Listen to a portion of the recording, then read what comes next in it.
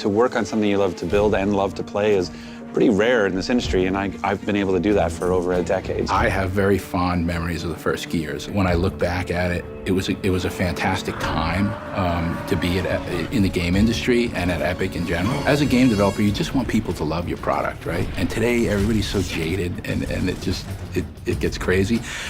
So I was just expecting more of the same, you know. And when it blew up on us, it was a really good feeling. It was pretty fantastic. We're a really small team, we're independent, and everybody just has that insane passion for what we're doing and for this franchise.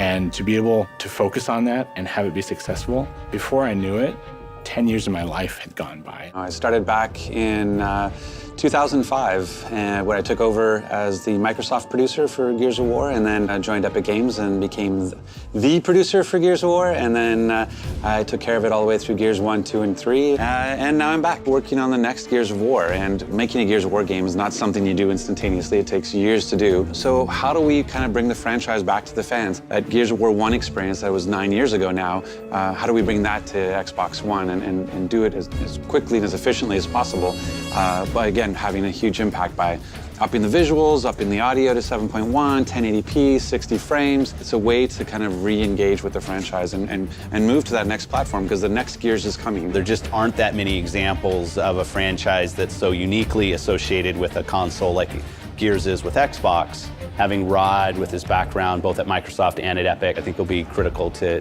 Gears. There's a passion and an energy here that just I haven't seen in 10 years. You know, like it feels like what it was like to build the game, you know, the original. Is that kind of dedication and passion, and Gears of War is on every screen, and people really are fans of the franchise, and we're pushing them how to make the best Gears possible. And it was this sort of training ground, this proving ground for them to be able to go like, oh, I see how this works. I see what it is to build a Gears of War experience, because it's unique. Typically on a game of this size and this scale, you would have 2 to 3 years to create all of the assets that need to go into the game.